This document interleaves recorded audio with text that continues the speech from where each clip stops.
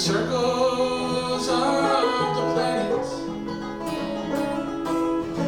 the circles of the moon,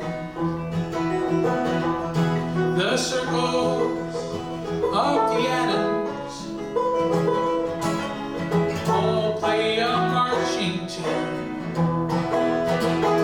And we would join in and stand aside no longer. Now let us all begin.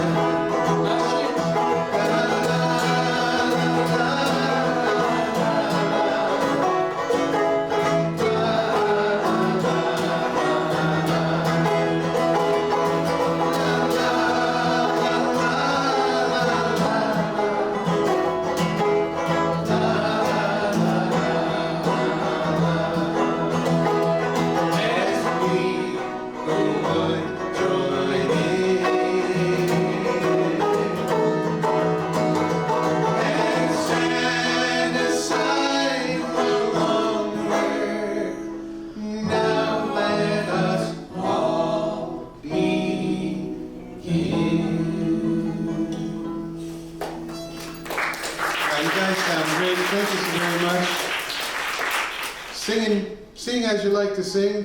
Before I even say anything else, let's try this one.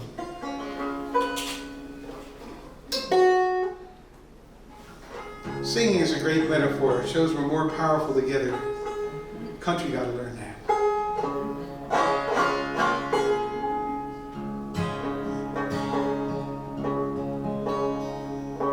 You'll be getting a lot of this. It's a banjo. Hopefully not too much of this on guitar should stay in tune. We'll see.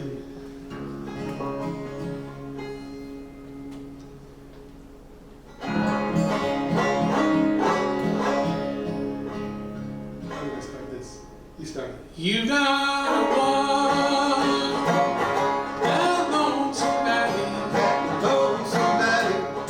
You gotta walk. You gotta walk it by yourself. Walk it by yourself. Ain't nobody here. Ain't nobody here. Can walk it for you. Can walk it for you. You gotta walk it by yourself. Take the first verse wide, please. Daniel was a Bible hero. He was a prophet. He was a prophet, brave and true. Brave and true. In a den of hungry lions, showed what faith gonna do for you. You gotta walk. You gotta walk that lonesome valley. You gotta walk it by yourself. Ain't nobody here can walk it for you. You gotta walk it by yourself.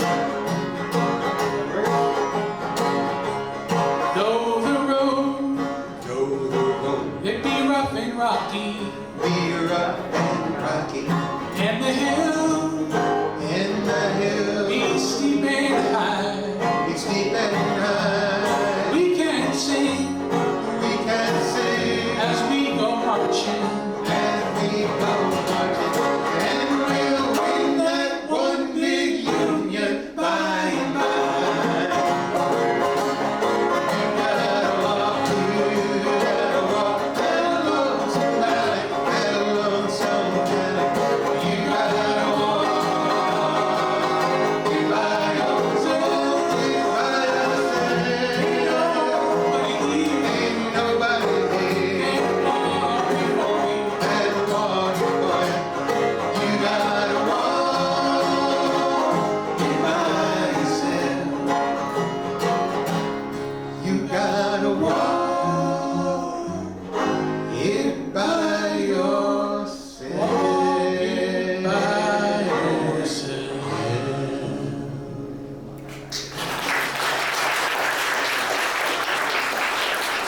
Thank you. Thanks for warming your voices up.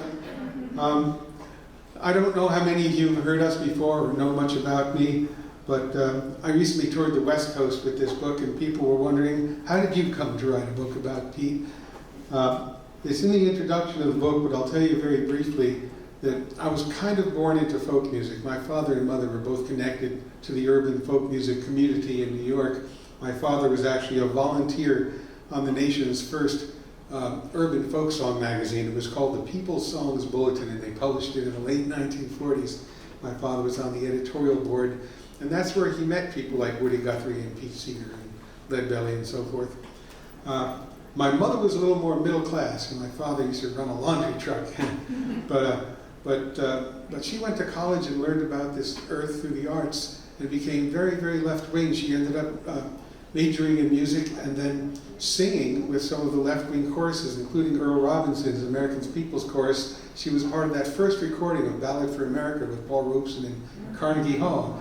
So it was kind of in the family. And so Pete was a regular visitor to our house, or we would go over to his house when I was growing up.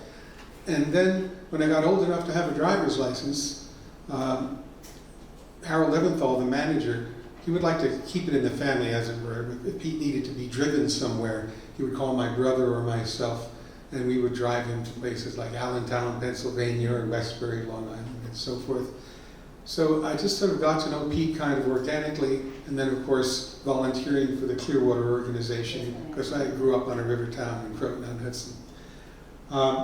I eventually moved to Beacon because Beacon's now an uppity town, but back then it was a down-and-out factory town, and I could actually afford a house there, and so I moved there. And when Pete found out that I was there, he learned that I had a little home recording system, and he started to call me up and say, "Dave, I need to record 3 answers about We Shall Overcome for the BBC. Can I come over to the house? Dave, I need to record 12 questions for the Harry Bridges Project in San Francisco. Can I come over to the house?" And so forth. And we just developed this relationship with him coming to the house when he needed to record something. And sometimes it was music, but a lot of times it was spoken word. And one particular day, he said that he needed to record some Hudson River stories. And he picked up a book about the Hudson River, but never opened it. He just closed his eyes and began to speak, and I pressed record. And an hour later, I had a beautiful set of tales of the early Hudson Valley. And so I said to him, I said, "Pete, I want to see what some of these things you've been saying into my microphone would look like in print, because I don't think they need much editing." And so we began to send manuscripts back and forth, and he would mark them in a red pen and so forth, but very minimally. They really didn't need all that much editing. And even in this book, I let a lot of the asides stay because it shows how Pete's mind worked and the connections he made. Anyway, he died before we finished the book, and the project sat for quite a while, but about 2 years ago I realized that I either had to just put it aside forever or find a way to put it out, and I'm really lucky that Jawbone Press agreed to print it. So now we have a book, and because Pete's life was so rich with organizations and people and friends and causes, I felt very odd being just one other voice in the book. So I started going around to people who knew Pete or worked with him and asking for short comments, and we filled it out with a lot of comments from great people like Dar Williams and Steve Earle and Arlo Guthrie. And there's also a lot of people who you don't know because they're just ordinary people who are not famous but worked with Pete on the Clearwater and things like that. So that's what this book is. 2/3 of it is transcriptions of Pete's spoken word, and the other third is people like me and others making our comments. And there's some nice historical photos in there as well. I'm going to do a few readings from the book today, but I don't want to get too wordy and not have enough music. But let's see. I'll start with how Pete learned the banjo, and then we'll do a banjo tune. How's that? So this is Pete talking. "I played the tenor banjo first. Tenor banjo was played back before amplification was invented. Jazz bands needed rhythm, and they wanted more than just drums. A piano was good, but a banjo was as loud as a piano. If you ever heard Duke Ellington's famous record of Mood Indigo, the band is playing these wonderful chords, and right beside the saxophones and trumpets you hear plunk, plunk, plunk, plunk of a banjo. I wanted to be with my peers when I was in prep school, so I switched from a ukulele to a tenor banjo. I think I still have the letter. My mother saved it, trying to persuade her. Mother, can't I have $25? That's what my teacher's willing to sell it for. Then in 1935, my father took me to a square dance festival in Asheville, and suddenly I realized what a wonderful instrument the 5-string banjo was. My father felt that I should hear the 5-string, which he had heard on records, and decided I should come down south with him. He took the whole family. My sister Peggy was only 1 year old. Michael was 3. My stepmother Ruth was there, and we got a friend to go with us. And between her and Ruth, the 2 women took turns taking care of the babies. But it was an education for me. How could I get to be a kid in college and not have realized what widespread poverty was in America? We drove a shortcut to Asheville instead of taking the nice modern highway. It was a 1.5-lane road, might not even have been paved. But we went down a valley and I looked out the window, and these families living in little shacks with naked children and laundry out on the line. It was obvious these people were living hand to mouth. But it didn't seem unusual. They didn't have money, but they lived as best they could. And I suppose if the husband could scrabble up a few dollars here or there, he could buy something at the store. But these families couldn't have been living on much more than a few dollars a week. Then we get to Asheville, a small town in those days, and a local lawyer named Bascom Lunsford had for several years run an annual mountain song and dance festival. He got the local baseball field, maybe 2,000 or 3,000 seats. He'd have 3 or 4 people grouped around one microphone, and he'd say, now when the lights hit you, you start playing. He knows that the other group on stage right is about to finish, and he walks into a circle of light and says, give him a hand, folks, aren't the bog trotters great? Oh, they're wonderful. Now, over here, we have the Coon Creek Gang.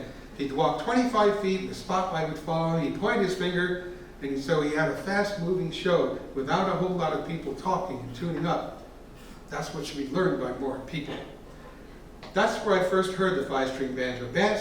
Bascom Lunsford gave me my first lesson. And one of the people I was also impressed with was a 50-year-old woman who sat in a rocking chair. She had painted butterflies and flowers all over the head of her banjo. I found out since then that she had been a country music artist 15 years earlier. Her name was Samantha Bumgarner. So I heard Bascom Lunsford and Samantha Bumgarner first, and heard others too, and then listened to records. But I didn't learn much more. I was still a very amateurish banjo picker in 1945 years later. I hadn't really learned much, but then I spent 6 months hitchhiking around the country, especially 3 months in the Appalachians, West Virginia, Kentucky, Tennessee, and northern Alabama. And every time I met somebody who could play a banjo, I'd say, hey, you play something. And I'd watch them closely. And by the end of that year, I was a 200% better banjo picker. Let's play one of the songs that we would have played maybe in Asheville. Yeah.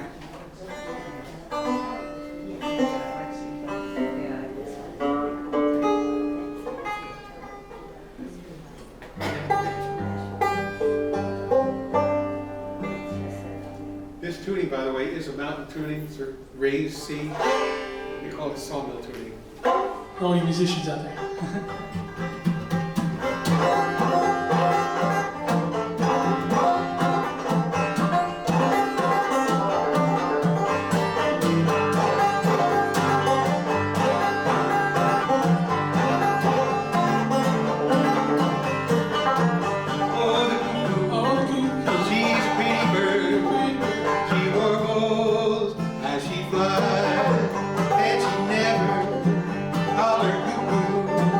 This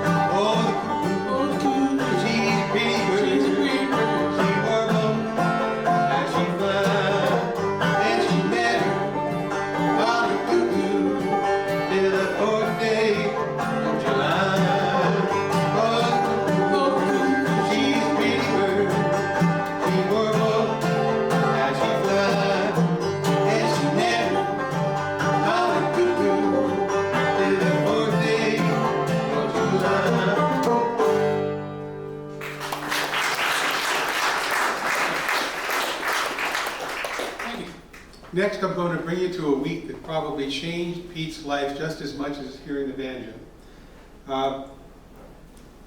Pete was telling me about how he met Toshi, but in the process, he described a week where not only did he meet his future wife, but he found out that he was going to be a folk singer.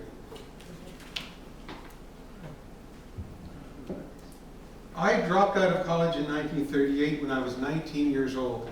I got too interested in politics and lost my scholarship. I was ahead of my class, but I was immature in more ways than one. That's Pete's way of saying he never had a girlfriend. I spent the summer on a bicycle painting watercolors and thought I'd be an artist. I went to art school in New York, and I also thought I wanted to be a journalist because I'd run newspapers for 6 full years at age 12 and all through prep school and in Harvard for a year working with Arthur Kenoy.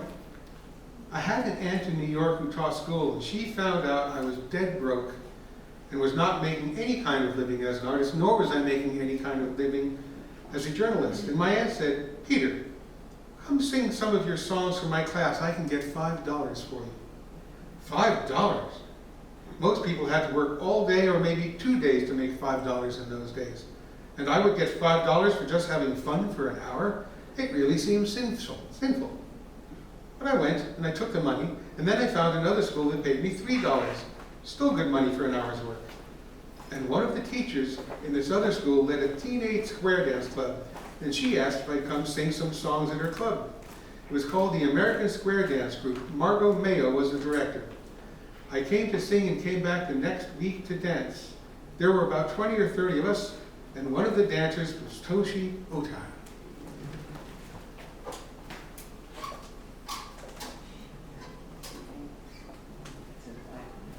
Is this You want to do E flat? This song was made a hit with the Weavers group. And we kind of still try to play it like that a little bit. We don't modernize it too much, so you might recognize it. You have a lot of tuning for this.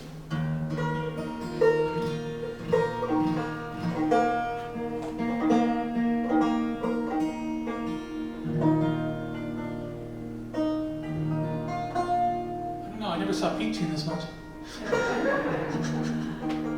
That's okay. Thanks a lot. Same type of banjo too.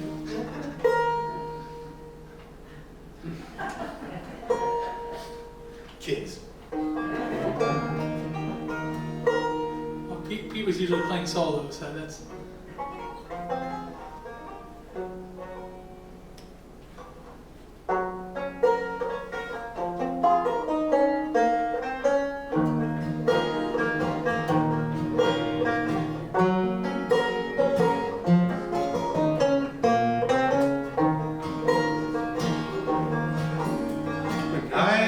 Young man and never been busy, got to thinking it over, what I had. I got me a girl, I kissed her then. Oh Lord, I kissed her again. Oh, kisses sweeter than wine. Oh, kisses sweeter than wine. I asked her to marry me and be my sweet wife. We could be so happy for all of our life. I begged and I pleaded like a natural man. Oh Lord, she gave me her hand. Oh, kisses sweeter than wine. Oh, kisses sweeter than wine. I worked mighty hard, so did my wife. We worked hand in hand to make a good life. The corn in the field, the wheat in the bin. I was, oh Lord, the father of men. Oh, kisses sweeter than wine.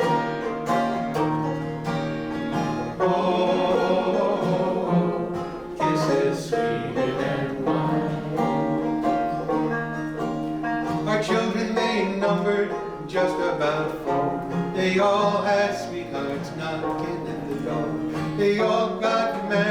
family didn't hesitate. I was, oh Lord, grandfather of 8. Oh, kisses sweeter than wine. Oh, kisses sweeter than wine.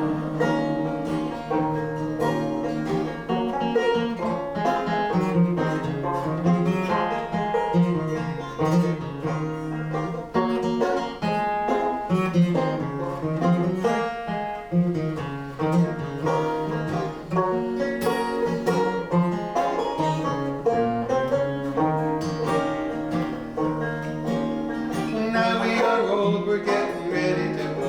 We get to thinking what happened a long time ago. We had a lot of kids, their trouble and pain. Oh Lord, we do it again. Oh, kisses sweeter than wine. Oh, kisses sweeter than wine. One more time. Oh, kisses sweeter than wine. Wow, you guys sound great. Can I bring you guys with me where I go? That's beautiful. You know, that song is a little near and dear to my heart for another reason. It's really just a family story, but when the Weavers started having hits, Pete's first really successful commercial group, it surprised the record company. They had no idea that Gordon Jenkins, their band leader, could make folk music into money. And so after that first big record with Goodnight Irene and Send It Sena, the record company came to Pete and said, "What else do you have?" Dollar signs in their eyes. And Pete used to keep a folder of song ideas, and he opened it and picked out a little chorus, Kisses Sweeter Than Wine, that he and Leadbelly had been working on. They had taken an old Irish lament and reworked it. But there were no verses. And Pete handed the sheet of paper to Lee and said, "Need some verses." At the time, Lee had been living with Walter Lowenfels, a poet. And Walter had children that numbered just about 4, back exactly 4. And 2 of them were twins. And I only bring it up because my wife May's mother, Judy, is one of those 2 twins. So it's sort of a family story, family lore. Love songs are timeless. That song is as meaningful today as in 1950, and people continue to write love songs. And yes, some of them are pop songs and some of them are not. But I think in a way, they're all folk songs in a sense. And my son is a brilliant songwriter, and he writes songs, and occasionally a love song. I'd love to add one of yours right now. We'll do this one that I wrote maybe a decade ago now, probably. I was looking at, it's kind of a love song of sorts, I guess, but everything's a love song if you look at it the right way. It's called Yesterday's News, and I think that title is kind of very apropos these days, but here we go, let's give it a try.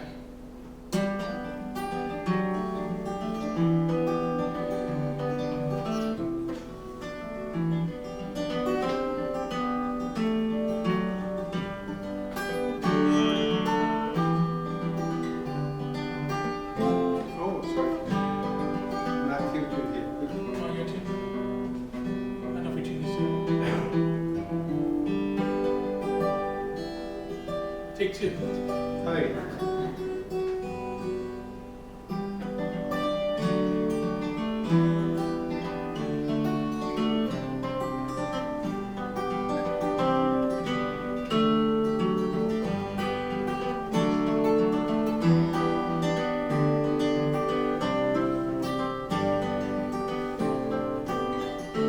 Bring me yesterday's news, bring me tomorrow's sun.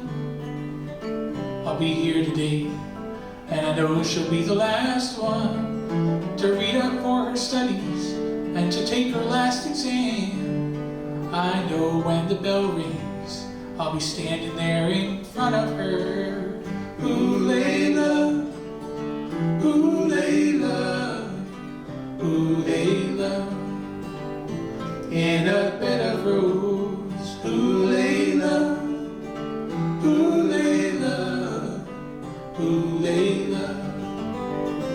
in a bed of roses.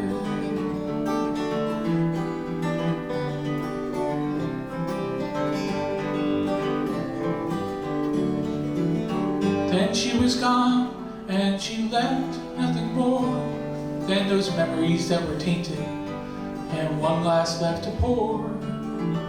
So I turned to the cold and the restless in the streets, walked home in the night, met the girl in my sleep. Ooh, Layla, ooh, Layla, ooh, Layla, in a bed of rose. Ooh, Layla, ooh, Layla, ooh, Layla, in a bed of roses.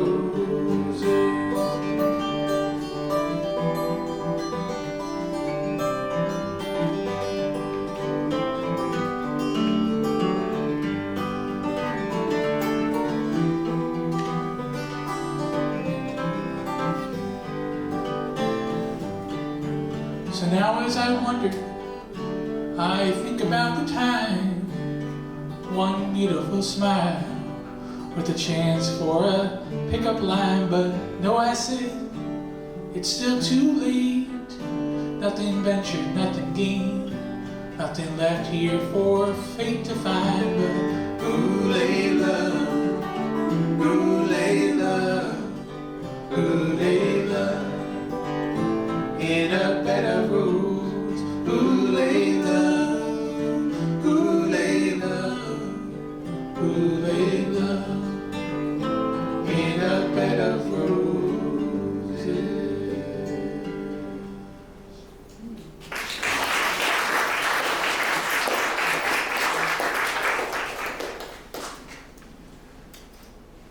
Another very important part of Pete's life was meeting and then traveling with Woody Guthrie. In the book, Pete describes meeting him. I'll read that section, then we will do a Woody song. It happens to be Woody's birthday today, July 14th, 1912. He would have been 112 years old today.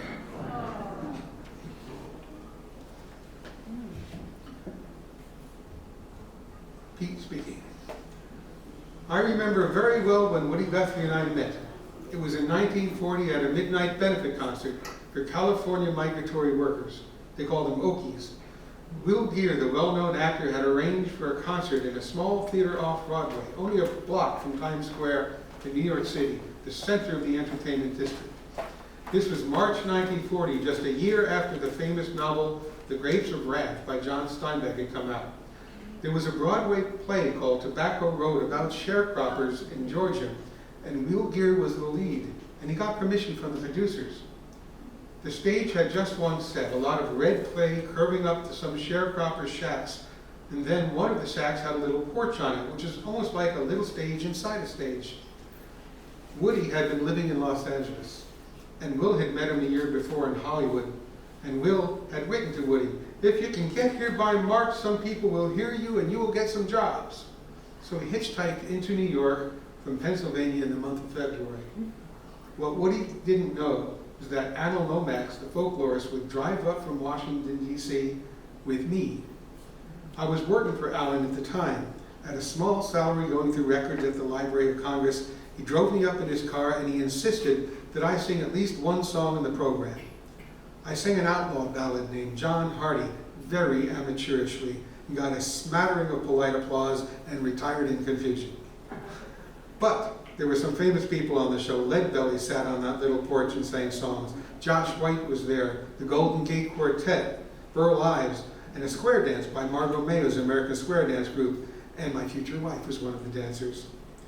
Then there was this short, curly-headed guy named Woody telling his stories and jokes and singing a few songs. Nobody had ever seen him on stage before, and Woody had the whole crowd laughing. He would sing a song and then tell a joke. "Oklahoma's a very rich state, you know. You want some oil, go down in a hole, get you some oil. You want some coal? We got coal in Oklahoma, go down a hole in the ground, get some coal. You want lead, go down in a hole, get you some lead. If you want food, clothing, groceries, go down a hole and stay there." Next he would sing another song and then say, "Why, we had a dry spell in Oklahoma. I saw 3 telephone poles chasing one little dog." For 20 minutes, Woody held the audience absolutely spellbound. Here was the real thing. Alan Lomax gets backstage and says, Woody, I have a recording studio in Washington. You have to come down and record all these songs and more. All the songs you know, all the songs you made up. Alan Lomax had been collecting songs from old ballads, but he had never met the person who made the ballads. When he met Woody, he met the person who made the ballads. I met Woody in Alan's house, and he found that I could follow him in any song he played. I had a good ear, I stayed in tune, played the right chord, didn't play anything too fancy. Woody was always cracking jokes, and when he met me, he couldn't quite figure me out. He once said, that Seeger guy is the youngest man I know. He don't drink, he don't smoke, he don't chase girls. I was 20 years old, and a very immature 20. But he must have liked me because I had a good ear, and I could accompany him in any song he sang the first time I heard it, if not the second time. So pretty soon, I was tagging along with him. What Woody song should we do? Okay. Oh yeah, that's very apropos for now. Yeah, as my dad said, we were out west doing this book tour. We drove from, we landed in San Francisco, we drove through to LA from there, drove to Santa Cruz from there, then we did it all again. We did about 1,800 miles of driving in California. And when we were driving along our path, we were trying to look up, for most of the trip actually, we were trying to look up where Los Gatos train wreck was that in Woody's song Deportee was spoken about. And we found a couple interesting facts about it that I didn't know personally.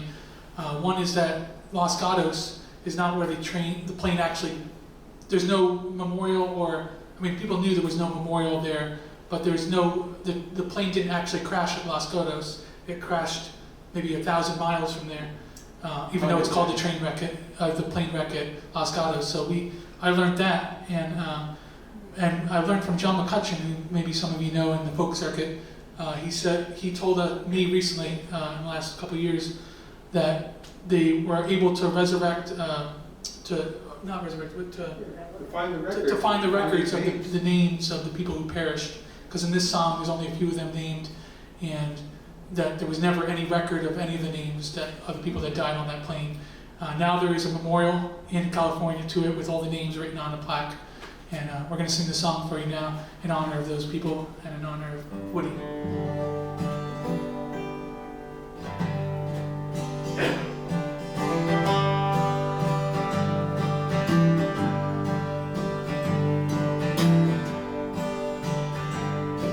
The crops are all in and the peaches are rotting. Oranges piled in the creosote dumps. They're flying a man across the Mexican border to make all their money and wade back again. Well, my father's own father, he waded that river, took all the money he made in his life.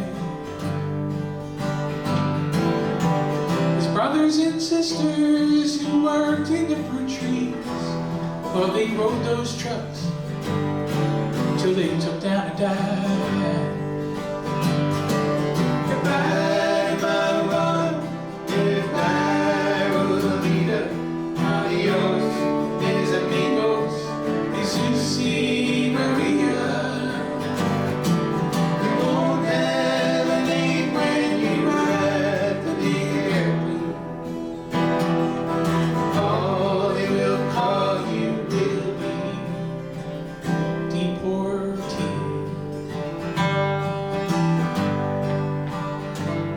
Now some of us are illegal and others not wanted. Our work contract's out and we have to move on.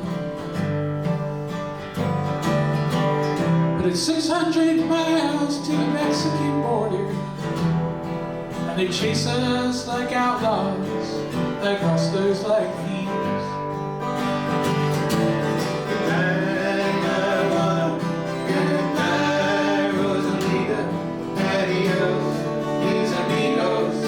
Jesus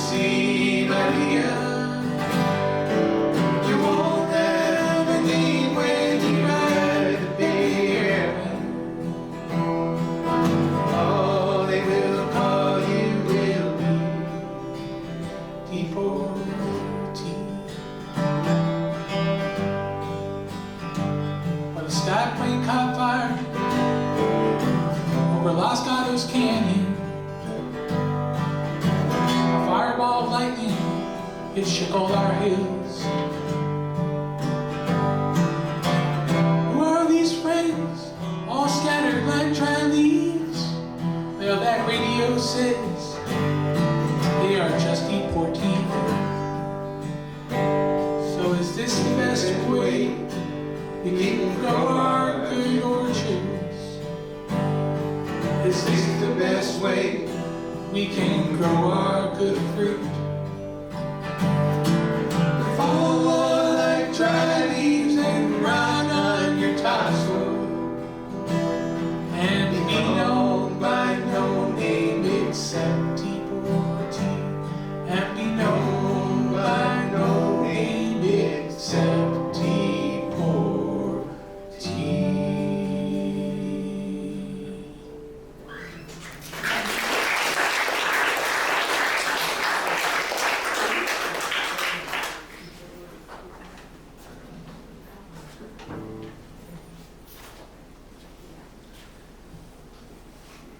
What to read next? I'm not sure, but I got one little fun thing that I like telling people about. We always look at each other and say, we need to make our shows lighter, funnier, happier. And after we get done with it, we're always like, no, maybe not, maybe, I don't know. And then we look at, people put up YouTube things, and I'm like, that's important stuff we're singing about. I mean, there's a good mix, I think, but maybe some more happy songs. I don't know, what do you think, Dan? It's hard to depress the hell out of it. It's hard to be happy these days, but When you look at the news, it's hard, but we have to find ways. In fact, that's something I'm about to comment on. But first, just a little something I got a kick out of, so I put in the book. Pete says, my grandfather was a mild-mannered doctor, and my grandmother kept running up bills he couldn't pay. You're a doctor, go earn some money and pay these bills, says my grandmother. Well, they fled the bills. They went out to Denver, where my mother Constance was born. My mother proved to be very musical. Out in Denver in 1889, my grandmother went to a music store to get some music for this talented daughter, and she got very well acquainted with a young man behind the counter. His name was Frank Damrosch. And one day my grandmother says to him, what are you doing waiting behind a counter at a music store in Denver? You should be in New York running a music school. I know a lot of people who can help give you some backing. And she did. Her father had run a very successful prep school. She knew all sorts of well-to-do people. They had lived on Gramercy Park. They knew the Moore family of Clement Moore, who wrote The Night Before Christmas. And they knew some other wealthy families who were very much into music. So, in 1905, Frank Damrosch started the Institute of Musical Art in New York City. Years later, when my mother and father decided to end their trailer trip to the South, my mother says, Charlie, this is not going to work. We're going back. Damrosch says I can get a job teaching, and I'm sure he'll give you a job too. My mother taught at Frank's school for 15 or 20 years, and my father taught there for about 10 years until he split with my mother. Later on, the school wanted to get more money, and they took the Juilliard family money and changed the name.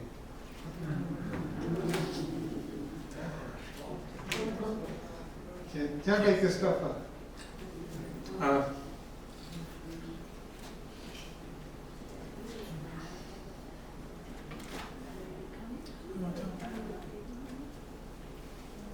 A lot of people have asked me, what would Pete think if he saw the current times? And I don't claim that I would know. But I keep thinking of the contribution of Dar Williams, her comment in this book, she said she's so rankled when Pete is called a communist because what he really is a communitarian. And then she talked about all the different ways that people tried to find the things that people had in common and loved to do together, whether it was sailing a boat, or cleaning a river, or fishing, or cooking, or holding festivals, making strawberry shortcake for the Strawberry Festival. And there's a section in the book, I really think that Pete understood that the revolution that has to come is not what the left wing used to talk about, some big violent anti-capitalist revolution that'll just have its own backlash if history teaches us anything.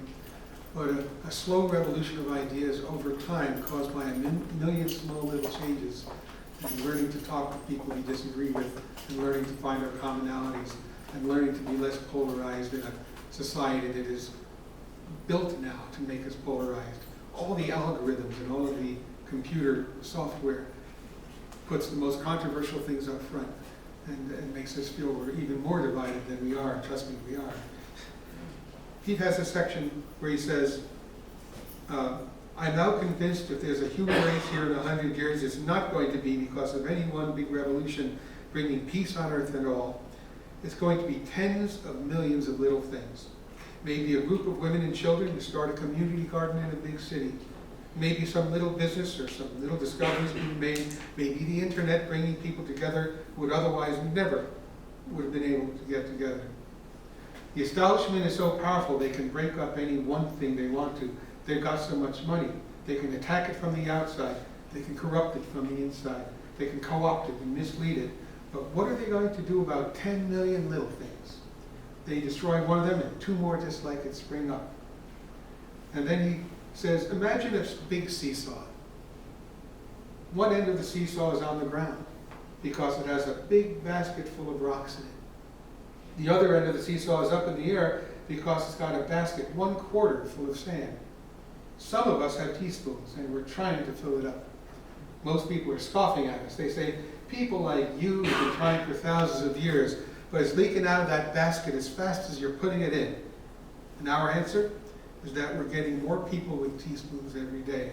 We believe that one of these days, that basket of sand is going to be so full that you're going to see the whole seesaw go zoop in the other direction. And then people are going to say, gee, how did it happen so suddenly? Our answer, us, and our little teaspoons over thousands of years. Let's sing a song. You wrote a great song. Let's see what you got. This song goes right along with that mentality. It's called All the Walls We Built. And I'm going to give it a try here for you if I get this in here. This will be almost the debut of this song. I've only sung it once at an open mic to 2 people. On a rainy Thursday? On a rainy Thursday. So we're going to give it a try. What key in? So A flat. A flat.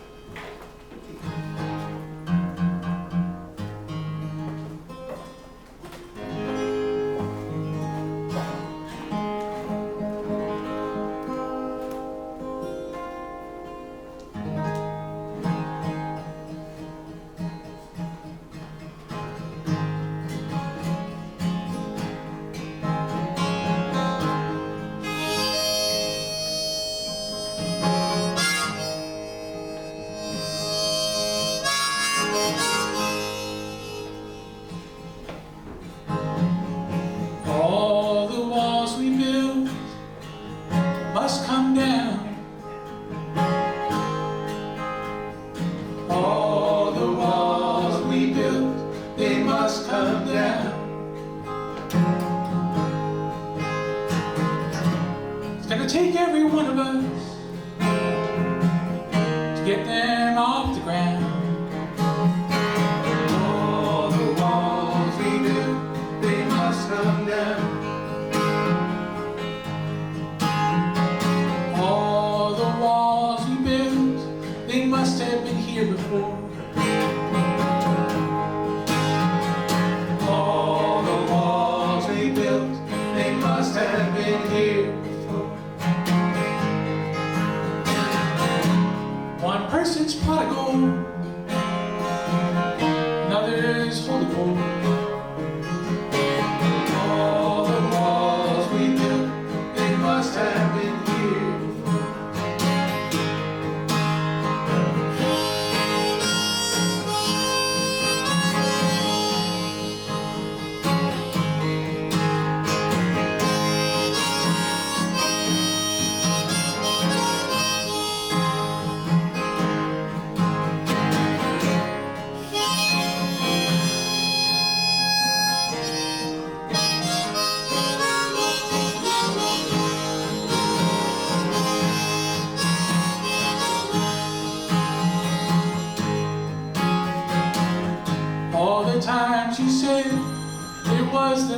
we fight. All the times you said it was the mistakes we find.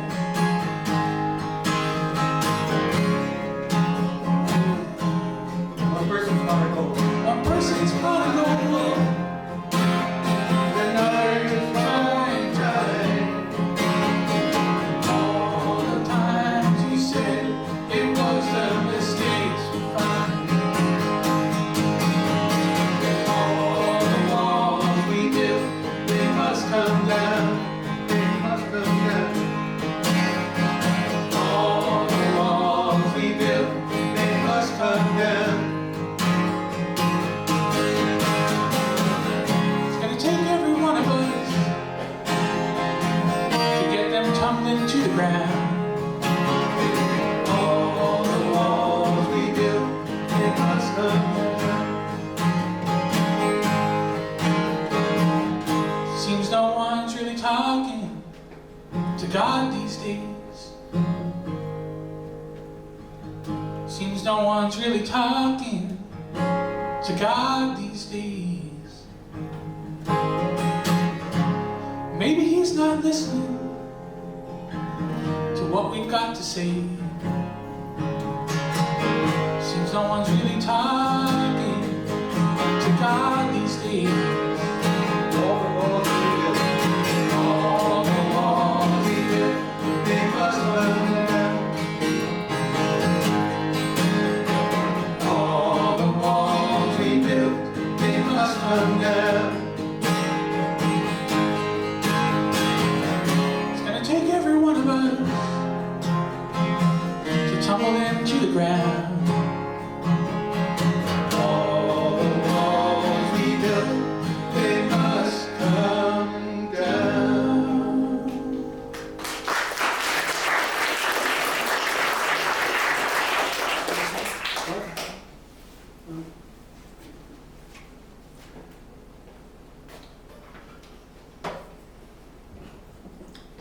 Many of you know that in spite of the gentle revolution that Pete advocated for, that his detractors tried to make him out as some bomb-throwing left-wing threat, and that resulted in Pete getting blacklisted. And the fact that the songs that he wrote or helped put together became anthems of the civil rights movement and the peace movement during Vietnam made him persona non grata with a lot of the right-wingers in government at the time. He suffered from that in terms of not being able to get on TV or radio for almost 20 years. But when I asked Pete about it, he said, no, I didn't suffer. I was able to sing at all these places that I prefer to sing at, left-wing organizations, summer camps, churches. And the wonderful irony of all of that is that Pete was heard, quote-unquote heard, more than almost any other commercial singer. You know, Pete Seeger is the reason why songs like This Land Is Your Land and If I Had a Hammer on the lips of almost every school child in this country. And so Pete did not feel like he had lost something terrible from the blacklist. He never really intended to be a commercial singer. The Weavers was almost an accident. But it did have an effect on his family. And this is a story he told that, I'll just read it rather than tell you what I think about it. You decide what you think about it, but this is a true story, mostly. His kids say he has selective memory. I got several adventurous children. My daughter Mika was going to UCLA and got fascinated with Latin American culture. She decided to leave UCLA and go to Mexico, where she would learn Spanish and discuss politics and learn what's going on down there. She happened to arrive on a hateful, terrible day in 1968 when the government of Mexico, prodded probably by the Cold War people in the United States, decided that the students had to be taught a lesson. There was a big student demonstration and Mika was on the sidewalk looking at it when police arrived and opened up with machine guns and killed a whole bunch of students. Mika's friends on the sidewalk said, "You better get out of here. You're not a citizen." She went back to her hotel and they were already waiting for her with a warrant for her arrest. She was charged with the same thing all the students were charged with, assault and battery and phony things like that. she was taken to a temporary jail, which was not a happy place. Soon, she was transferred to a women's jail. That was not as bad. She ended up getting to do exactly what she wanted to do. She learned Spanish in a hurry and discussed politics because her fellow students were also in jail. They had good food because the jail allowed them to run a little vegetable garden outside the prison walls, so they had good vegetables to eat and didn't have to depend on the terrible official food. I think that speech is trying to tell himself it wasn't so bad. As soon as we found out about it, she must have gotten a letter to us. Toshi went down there. She told me, "Don't you go down there, it's you they're after." So I stayed up here while she telephoned me occasionally and let me know how things were going. Toshi found a rather well-to-do conservative lawyer who hadn't participated in liberal things, but he was so outraged with what had happened to the students that he took on Mika's case. It wasn't easy for Toshi. At one time, there was an earthquake down there, and Toshi had the sense to stand under an arched doorway at the entrance to the hotel so she wouldn't be killed by falling bricks or anything like that. At another time, she realized that she was being followed. She thinks it was by the American FBI and not the Mexican people, because the lawyer said, "Yes, you're quite right, it's your husband they're after, and he should not come down." Toshi and I knew a few people in Mexico, but the moment they found out we were involved with the student demonstration, they said, "Please, don't call us again," and they'd hang up the phone. Anybody connected with these students was going to be deported from Mexico, and some of them had houses down there. But one woman, a sculptor, risked her life and her career and her home to help Toshi find a place to stay that wasn't as expensive as the hotel, and she helped Toshi find that lawyer. After about 2 or 3 months, the lawyer said, "I think you can go back. I will get in touch with you. I think I'm on track of how we can get your daughter out. I will let you know." Toshi had only been back about 4 weeks when she gets a telephone call from Mika in Houston, Texas. And this is what happened. Mika was doing everything the lawyer said to do. Don't write this letter, but do write that one, and so on. He may have bribed somebody. Whatever it was, he was visiting with Mika, and he says, "I think I can get you out of here fairly soon." And he left the prison, and then within 5 minutes, guards came in and said, "Come with us." Mika said, "Where am I going?" They said, "You'll find out." She didn't have time to pick up any papers or a passport or money or anything or ask questions. She was just put in a car, taken and put on a plane. When she got on the plane and the plane took off, she asked the stewardess, "Where's this plane going?" The stewardess said, "You don't know?" "No, I don't have the faintest idea where it's going." The stewardess was confused. She went into the pilot's cabin and came out rather embarrassed and said, "We're landing in Houston in 5 minutes. What would have happened to me if I had gone down to Mexico in 1968? I was persona non grata with a number of important people. That's all he says. But that's the kind of thing. But Toshi had an amazingly biting sense of humor and put up with this type of thing through that humor. And through all the years of Pete working so hard and giving away royalties and entertaining crowds at the house, she was the one with the organizational skills behind it all, making it work. The local joke around Beacon was that Toshi doesn't know how to cook for less than 12. Toshi rarely accepted honors in public. She wasn't the type of person to get before a microphone. But just once, the Westpac organization in Westchester County gave an award to Pete and Toshi Seeger simultaneously. I think it was in the 1990s. And Toshi was going to speak and introduce her husband. And so I went, and I was very interested in hearing her on microphone and what she might say. She said the shortest speech, but it just showed her biting sense of humor. Almost word for word, it was this. "Hi, my name is Toshi Seeger. Most people have a job where they work 5 days a week, 48 weeks a year, 8 hours a day. For the last 40 years, I've had the same job. Only my job is 7 days a week, 24 hours a day, and 52 weeks a year. So now I'm going to introduce you to my husband, Peter. You know who he is. He's the guy who travels the country with the banjo, singing about workers' rights, women's rights, and the 8-hour day."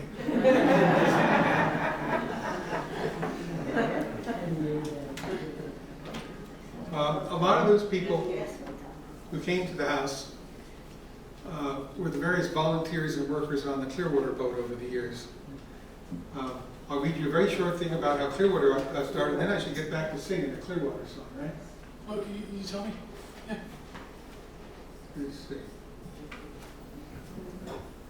The idea of a beautiful boat called Clearwater started with a book written a little more than 100 years ago by a man in the town of Beacon. I was sailing now, and an artist friend in Cold Spring named Vic Schwartz said, "Pete, you know they used to have sailboats in the Hudson with a boom 70 feet long?"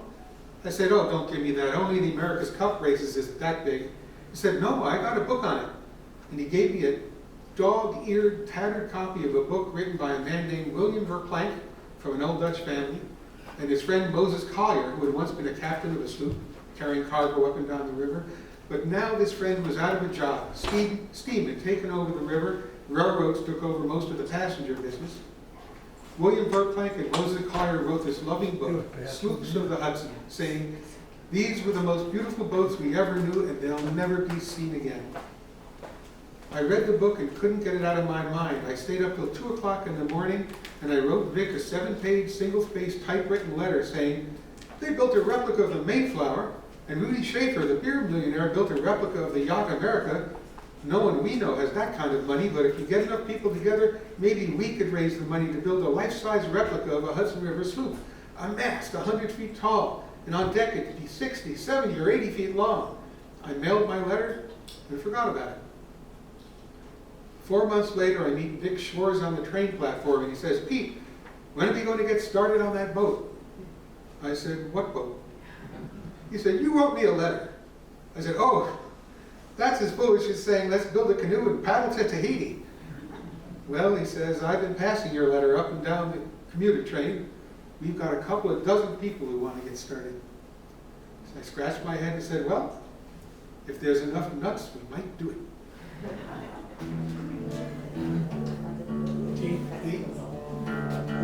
Here's my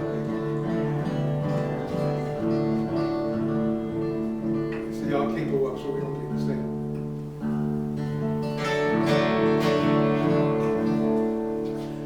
Clear waters on the way.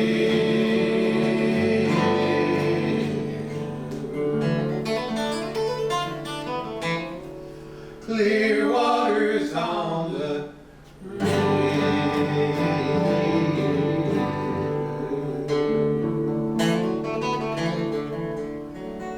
it's a long haul, you better believe.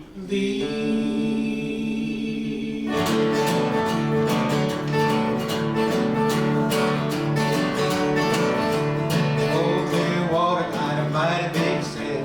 Oh, we could go high. We're gonna high, step high down without end. Oh, we could go high. Hey, clear water. Oh, we could go high. Well, hey, clear water. Oh, we could go high. Well, all these up and batteries down. Oh, we could go high. Now we're heading for Beacon Town. Oh, we could go high. Hey, clear water.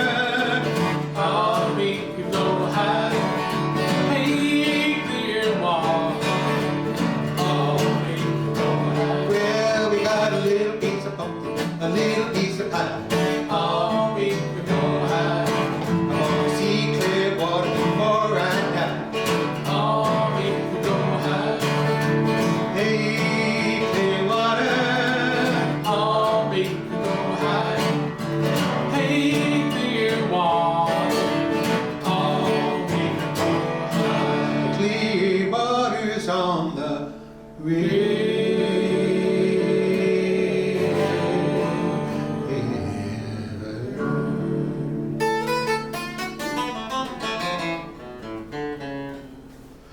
clear waters on the river.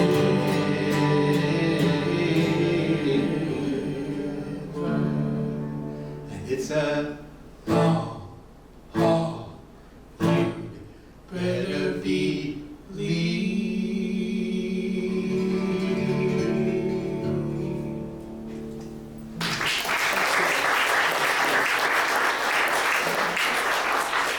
Okay, so we've been at this now for an hour and 10 minutes, and we were told not to go above an hour and a half.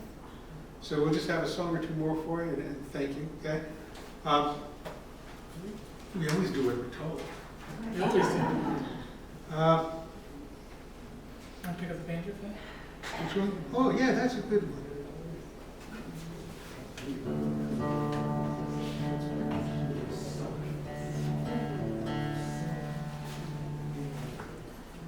This is a. Which one? You want to do? You want to do that one? Yeah. If we do that? I don't know if we do that one. But this is a another Pete song that he didn't sing too much later in his life. It was more like in the 60s and 70s when he was singing the song, and it's called "Oh Had I a Golden Thread," and it's a beautiful kind of like a hopeful song, I would say, a very hopeful song for the years to come, and the kind of bringing everyone together in one race and what he believes in that. And I'm going to try to do it. We've done it a bunch of different ways, but sure, yeah. Sure. We'll have to do the high harmony, right? Yeah, the reason I learned this song is because you know that show Pete did on Channel 13 for a while called Rainbow Quest? If not, you can find them on YouTube. Channel 13 was the only station that would let him on, and Toshi helped produce it. He had great people on. Everyone from Johnny Cash to Ralph Stanley to Johnny Cash, yeah. right on down. Gene Redbull. Anyway, the opening of that show, most of the time, was Pete sort of sitting in a chair, leaning back with his gangly arms, 6'2", whatever he was, on his long neck banjo, singing Rainbow. Oh, had I A Golden Thread. Sorry. And I said, he looks like he's having so much fun. I'm going to learn that song too. I do realize that as a 5'7", slightly stout man, the long neck banjo isn't as ergonomic for me. I don't look the same, but it's just as fun. So let's see what happens. 1, 2. Oh wait, that's the wrong key. We gotta go up. I gotta go. Okay. Yeah, we gotta go up. What do you want to go up to? Well, let's try E flat and see what happens. Okay.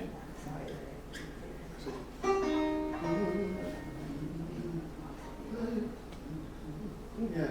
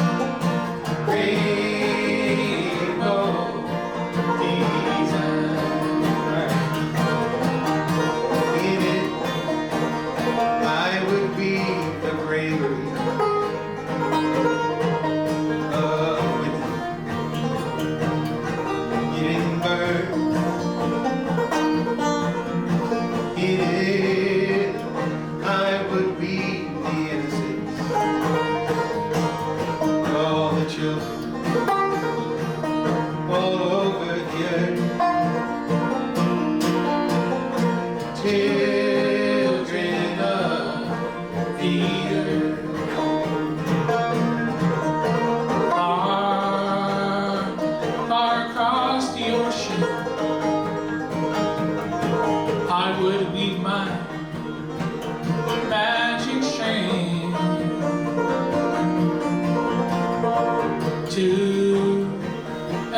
single city and to every single land. Every single land. I would show all my brothers and sisters my rainbow design. Climb up this starry world With hand and heart and mind. Hand and heart and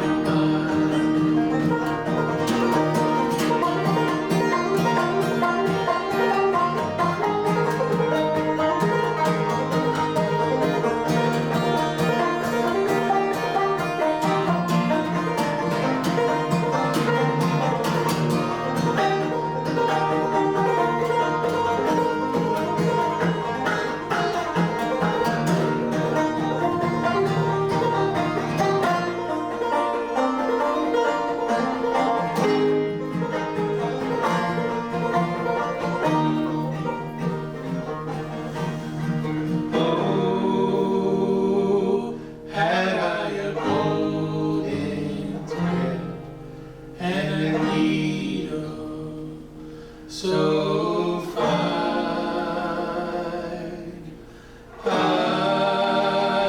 I'd weave a magic strand of of rainbow design.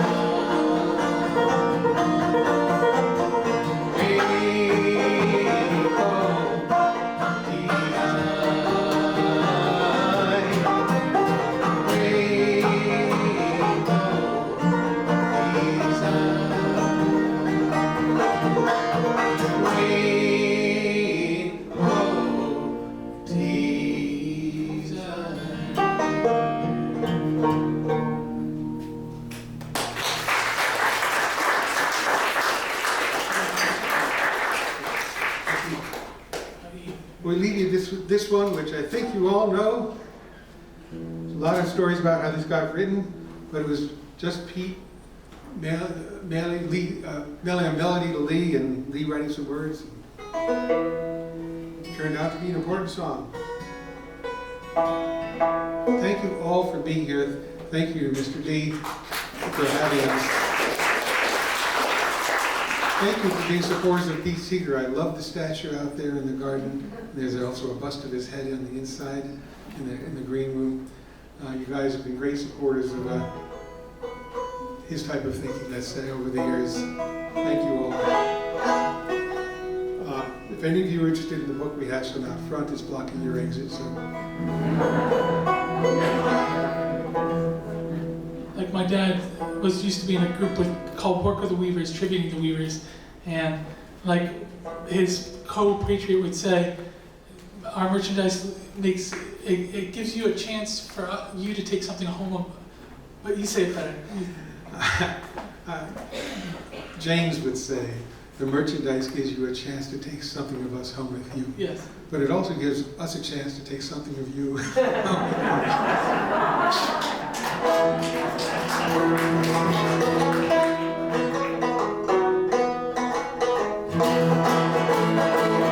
If I had a hammer, I'd hammer in the wall.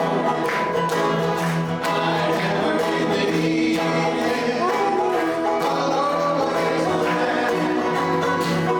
I'd hammer out a danger, I'd hammer out a forest, I'd hammer out between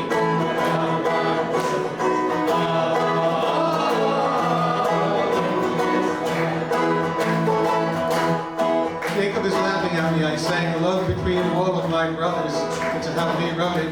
Then Peter, Paul, and Mary changed it to My Brothers and My Sisters. Then one day, Work of the Weavers just sang All of My Sisters. You can sing anything you want. If I had a